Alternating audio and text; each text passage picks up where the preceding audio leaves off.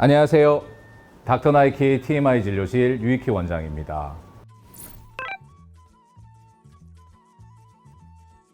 저희하고 최근에 또 인연이 생겨서 제가 이제 환자 의사로 저희의 만남을 이어가게 된 손정은 전 MBC 아나운서가 오늘 귀한 자리를 내원해 주셨는데요.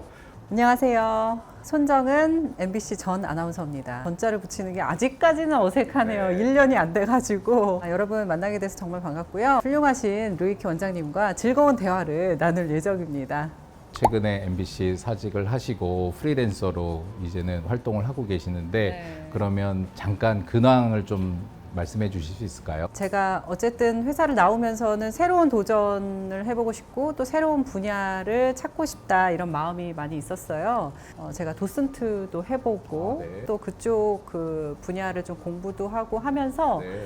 조금씩 새로운 분야에 제가 발을 이렇게 들이고 있는 것 같아요. 네, 그래서 제 나름대로는 아주 의미 있는 시간을 보내고 있습니다. 네. 뭐 이렇게 정해진 그 범표나 아니면 그 출근 스케줄 이제는 약간 그런 것에서 벗어난 자연인 손정은으로 생활을 하고 계신데 너무 당연한 얘기겠지만 솔직히 달라진 것을 크게 체감하고 계신 부분들이 좀 있을까요? 일단 아침에 출근을 하지 않아도 된다는 거. 근데 제가 작년에 사실 1년 휴직을 했었거든요. 네네. 그 1년 휴직 기간을 제가 24시간을 이렇게 보내보니까 생각보다 제가 시간을 좀 알차게 쓰고 있는 네, 거예요. 네. 그러니까 늘 제가 이제 마음속에 두려웠던 게 그 출퇴근을 안 하고 내 삶이 엉망이 돼버리면 어떡하지였는데 네. 그 부분에서도 또 이제 좀 해소가 되니까 네. 휴직 기간 때 실은 저희 병원에 이렇게 알고 와주셔가지고 실은 수술을 하셨단 말이죠.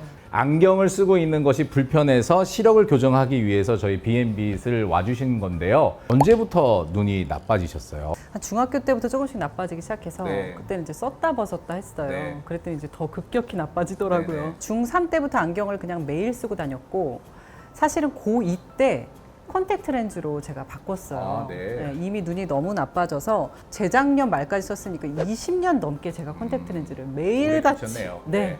아침에 넣고 밤에 네. 빼고 정말 너무 고통스러웠고 네. 지금도 제가 풀 메이크업을 하고 있는데 그러면 이제 너무 피곤하거나 할 때는 렌즈가 막 빠질 것 같아요. 네. 10여 년 전에 제가 병원에 그래서 찾아갔어요. 아, 네. 그때 이제 아침 뉴스를 할 때였는데 제가 새벽 2시 반에 매일 일어났어요. 그때 이제 제가 너무 힘들어서 눈이 늘 피곤하니까 안과에 갔는데 제가 각막이 너무 얇아서 네. 라식 라섹이 다 안 된다고 네네. 말씀하시더라고요. 네네. 근데 그 당시에도 렌즈 삽입술이 있었는데 조금 더 기술이 발전한 다음에 수술을 하면 어떻겠느냐 네. 라고 그 당시에 원장님 말씀을 하시는 거예요. 네. 그러고 10여 년이 흘렀거든요. 아, 이제는 안과에 한번 다시 가보자. 네. 그래서 이제 수소문을 하다가 지금 그 MBC에서 뉴스데스크를 진행하고 있는 이재은 아나운서라고 저희 또 친한 후배예요. 네. 야, 재은아, 나 진짜 눈 수술하고 싶은데 안과를 어디 가야 될지 모르겠다? 그랬더니 선배님, B&B 안과. 저 신입 때 수술했어요. 네. 좋으니까 한번 찾아가 보세요. 막상 와보시니까 네. 어떤 게 제일 좋으시던가요? 어쨌든 제가 작년 1월에 수술했으니까 지금 1년 반이 지난 거잖아요. 네.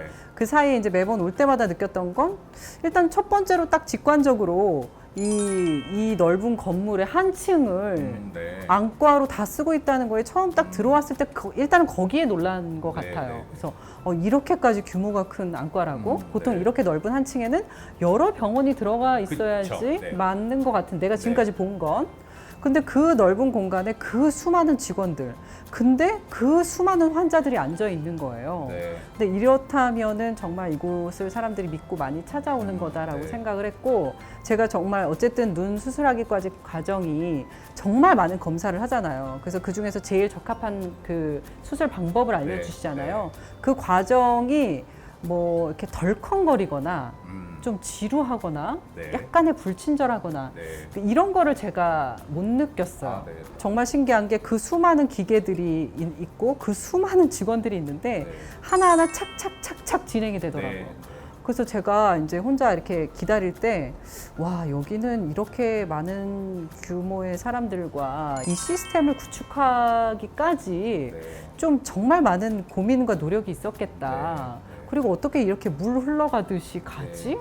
이 시스템은 도대체 누가 만들었을까? 저 사실 네. 그런 생각까지 네. 그런 게 좀 믿음이 갔다.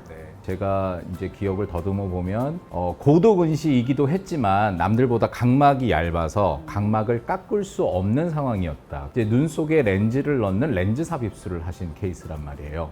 이제 각막을 깎으려면 각막에 어느 정도 두께가 있어야 하고 네. 또 두께가 또 사람마다 천차만별인데 내가 얼만큼 나쁘냐에 따라서 깎는 양이 다 달라지니까 엄청 두꺼워도 깎는 양이 많으면 못할 수 있고 엄청 얇아도 실은 깎는 양이 조금이면 수술을 할 수 있는 경우들도 있을 수 있지만 이제 그 두 개의 교집합이 잘 이루어지지 않는 분에 한해서는 우리가 렌즈 삽입술을 권해드려야 되고 그래서 우리 손 아나운서께서는 렌즈 삽입술을 받으셨는데 수술을 하고 나서 무엇이 많이 달라졌나요? 그게 실은 전 굉장히 궁금해요. 당연히 뭐 아침에 눈 떴을 때 안경을 이렇게 뒤적뒤적 찾지 않아도 된다는 거. 네. 렌즈가 이렇게 맨날 쌓여 있었거든요. 그거 네. 하나씩 일회용이니까. 네. 그거 없어진 거 뭐 사실은 뭐 엄청난 변화고요. 렌즈를 어쨌든 눈 안에 넣어야 되는 거잖아요. 네. 근데 왠지 그냥 생각에 눈 안에 이물질이 들어가는 거니까 이게 위험하지 않을까? 훨씬 더 걱정이 되는 거예요. B&B도 와서 어쨌든 그 차례대로 정말 철저히 검사하잖아요. 네네. 검사 과정, 그리고 또 수술 준비 과정, 그리고 또 막상 들어가서 수술을 받으니까 네. 정말 한 5분도 안 걸리지 않나요, 원장님? 그쵸. 5분도 채 걸리지 않는데 네. 저는 좀 생각보다 어떻게 이렇게 빨리 끝나? 빨리 끝났나? 네. 네. 그래서 내가 조금 기우였구나. 네. 이게 하고 나서 생각보다 안전하고 좋았고, 네. 그리고 어쨌든 그 후에 그 사후 케어 관리 있죠? 네. 그거를 또 철저하게 계속 이제 1년 이상 해주시니까 좀 많이 안심했던 것 같아요. 네. 예전에. 뭐 잘 오셨습니다. 저 개인적인 궁금함인데요. 네. 그게 방송국 내에서 암묵적으로 지켜져야 하는 약속인가요? 아니면 그냥 시청자분들께 조금 더 나은 모습을 보여주기 위한 나의 희생인가요? 제가 아침 뉴스 하면서 그렇게 눈이 빠질 것 같이 힘든데도 네. 안경을 낀 적이 한 번도 없어요. 네.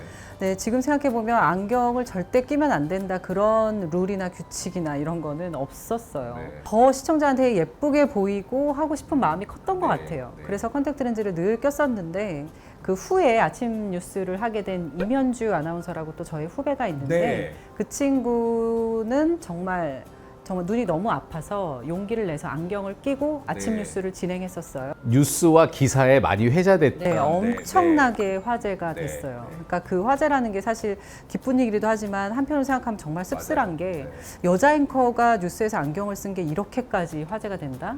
해외까지 화제가 될 정도였거든요. 네. 근데 저는 정말 그런 용기를 내지 못했던 게 제 스스로 좀 아쉽기도 하고 하지만 임현주 아나운서가 그렇게 시도를 해준 거에 대해서 정말 되게 네. 대단하다. 네, 네, 네. 그런 이야기 많이 했어요. 어렵게 MBC에 입사를 하시게 됐는데 네.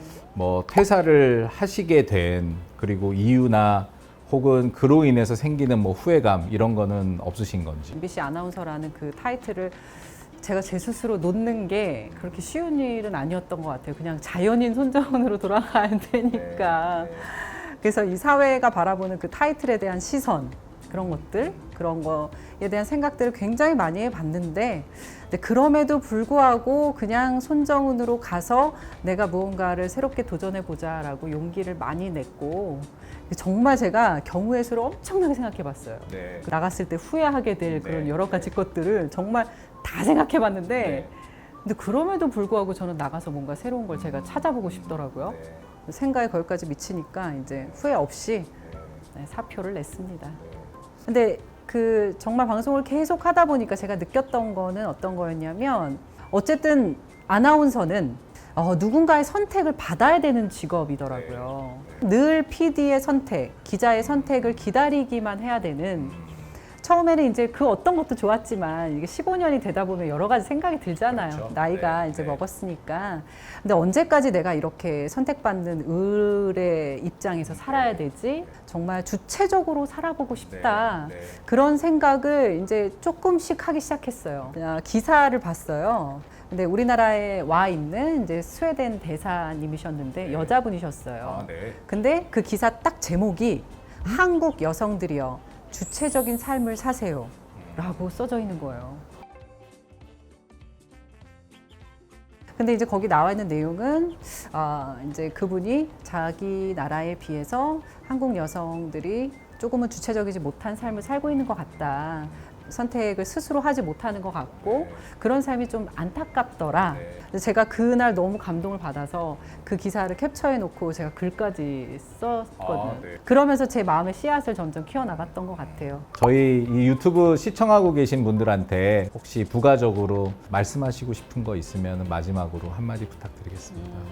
저도 계속 일하는 여성이고 20대든 30대든 40대든 50대든 60대든 자신의 커리어를 지켜나가면서 또 그 외에 가정적인 부분, 사적인 부분까지 같이 하는 거에 대한 어려움에 대해서는 정말 저는 누구나 그런 고민들이 있을 거라는 생각이 들어요. 현재도 마찬가지고 예전에도 정말 많이 고민했었고 아까도 잠깐 말씀드렸지만 어쨌든 그 틀을 완전히 벗어날 수 없다면 그 안에서 어떤 게 주체적인 삶인지에 대해 생각해보고 제일 중요한 거는 나 자신을 사랑하고 나 자신을 아끼고 그리고 나답게 살자. 그거를 꼭 여러분께서 생각하셨으면 좋겠어요. 저처럼 뭐 지금 당장 뭐 사표 내고 나오세요. 이게 정답은 아닌 것 같아요. 그 누구에게나 다 상황이라는 게 다른 거니까 love yourself, care of yourself. 그리고 여러분답게 살자. 그 생각을 한다면 여러분 머릿속에서 지혜가 나오지 않을까? 긴 시간 아주 소중한 말씀 감사드립니다. 또 좋은 시간에 좋은 장소에 또 좋은 취지로 저희가 함께 할 수 있는 그날을 기대하면서요.